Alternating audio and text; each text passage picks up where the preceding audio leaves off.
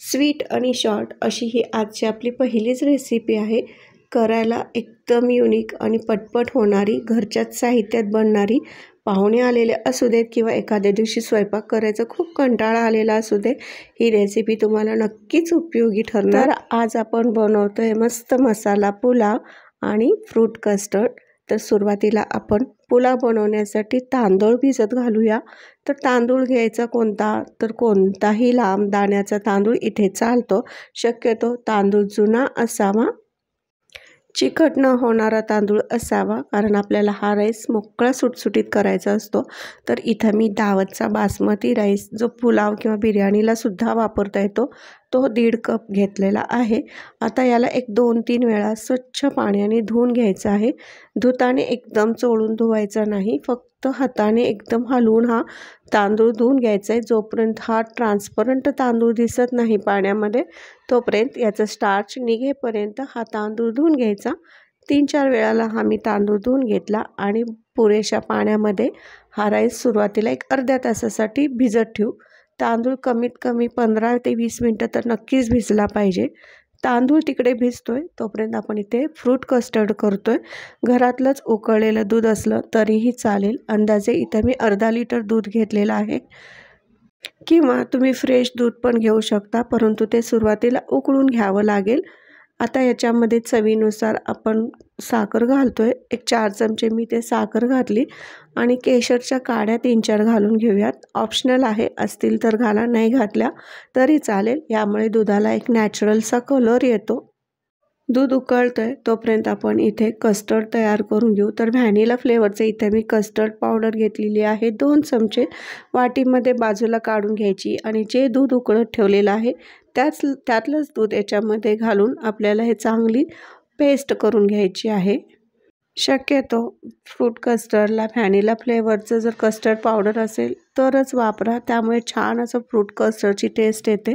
उकळत्या दुधामध्ये हे आपल्याला पेस्ट घालून घ्यायची आणि पटकन आपल्याला हे हलवून घ्यायचं, नाहीतर मग कस्टर्ड आहे ते खूप लगेच गोळा होतो आणि गुठळ्या व्हायला चालू होतात दुधामध्ये.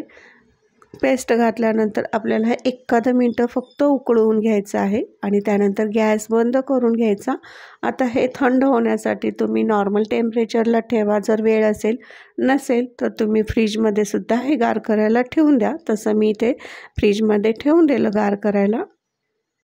आता आपण पुलावची तयारी करून घेऊया. तुमच्याकडे जे जे व्हेजिटेबल्स असतील ते तुम्ही इथे वापरू शकता. तर त्यासाठी मी इथे बीन्स घेतलेले आहेत. सगळ्या भाज्या इथे ज्या आवडीच्या आहेत, कोणत्याही भाज्या तुम्ही इथे वापरू शकता. सगळ्या भाज्या अशा मोठ्या मोठ्या आकारातच कट करायच्या, म्हणजे ह्या पुलावमध्ये छान अशा दिसून येतात. पुलाव असा उठावदार दिसतो. बीन्स मी 7-8 कट केलेले आहेत. 2 मिरच्या घेतल्या, मध्ये चिरून घेतलेल्या आहेत. त्यानंतर आता सध्या बाजारात गाजर आलेला आहे, तर तेच गाजर इथे आपण वापरूया. आणि 2 कांदे इथे मी उभे पातळ चिरून घेणार आहे. आता ज्या भाज्या इथे मी घेतल्यात त्याच घालणार आहे. तुम्ही याच्याऐवजी इथे बटाटा घालू शकता, सिमला मिरची घालू शकता, पनीर घालू शकता. प्रत्येक ज्या आवडीच्या भाज्या आहेत तुम्ही ते घालून हा पुलाव नक्की बनवू शकता.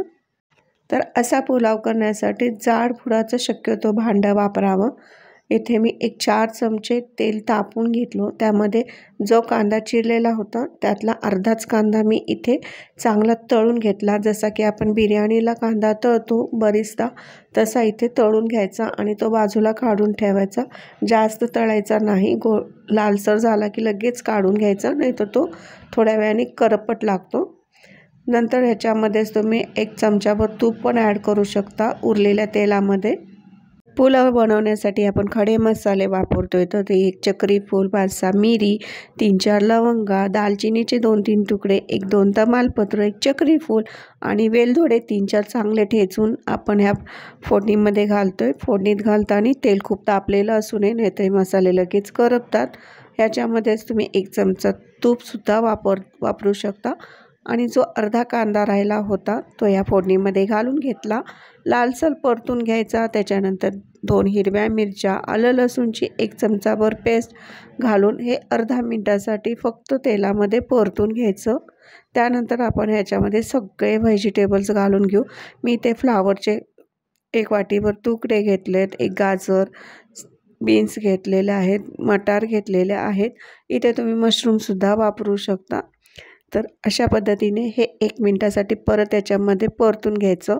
त्यानंतर आपण 1-2 चमचे दही घेतले आणि त्याच्यामध्ये बिर्याणी मसाला घालून घेतलेला आहे. त्यामध्ये थोडंसं पाणी घालून याची पण पेस्ट करून घेऊयात. बिर्याणी मसाल्याच्या ऐवजी पावभाजी मसाला किंवा पुलाव मसालासुद्धा इथे तुम्ही घालून घेऊ शकता.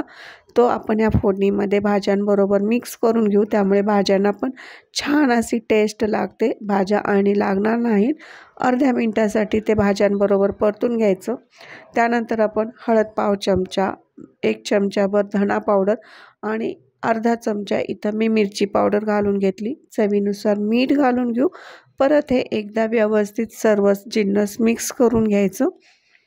गॅसची आच ह्या वेळेला आपण बारीकच ठेवायची, नाहीतर याच्यातलं पाणी अटतं आणि मग हे करपू शकतात मसाले. त्यानंतर आपण जो धुवून ठेवलेला तांदूळ होता भिजू घातलेला, त्यातलं पाणी सगळं काढून घ्यायचं आणि फक्त त्यातला तांदूळ ह्या फोडणीमध्ये घालून घ्यायचा.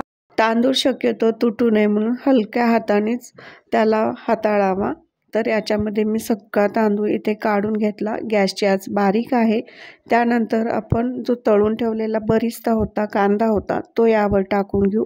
थोडीशी कोथिंबीर टाकायची असेल तर थोडंसं 1-2-4 पाने पुदिन्याची टाकली तरीसुद्धा चालेल.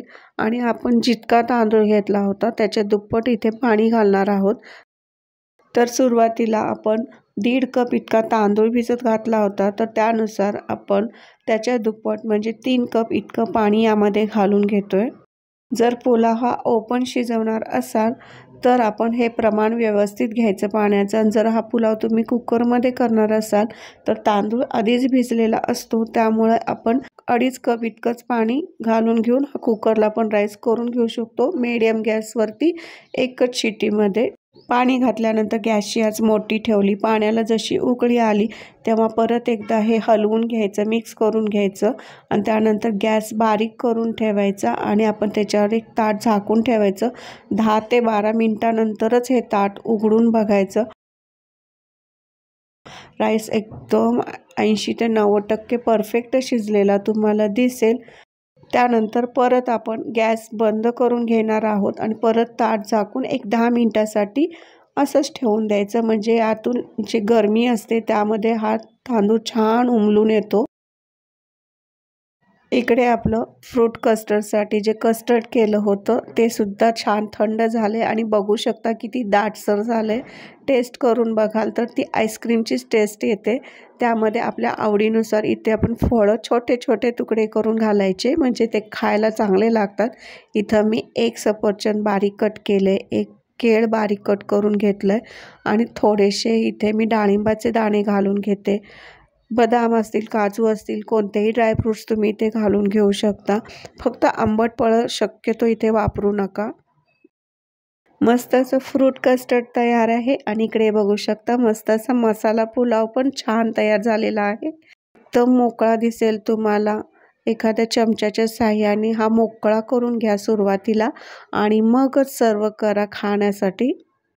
पुलाव खूपच गरम असेल तर जास्त त्याला हलवू नका. हलवताना एकदम साईडनं तळातून त्याला हलवा. मधूनच केलं तर त्याचे दाणे तुटतात. संपूर्ण थंड झाल्यानंतरच मी हा पुलाव पूर्णपणे मोकळा करून दाखवत आहे. शक्यतो लाकडी चमचा असेल तर त्याने हा पुलाव खालून वरून पूर्णपणे मोकळा करून घ्या. इथे बघू शकता पूर्ण शीत वेगवेगळा दिसतोय आणि दाणे पण तांदळाचे अखंड व्यवस्थित शिजलेले दिसत आहेत. तर नक्की ट्राय करून बघा असा हा मस्त मसाला पुलाव. आणि हो, रात्रीची वेळ असल्यामुळे दही खाल्लं जात नाही, त्यामुळे आपण रायता वगैरे पुलावबरोबर खाऊ शकत नाही. अशा वेळेला कोण पाहुणे आले असतील किंवा आपल्या स्वतःसाठी ही गोड डिश म्हणून फ्रूट कस्टर्ड नक्की करून बघा. आवडली रेसिपी तर नक्की चॅनेलला सबस्क्राईब करा.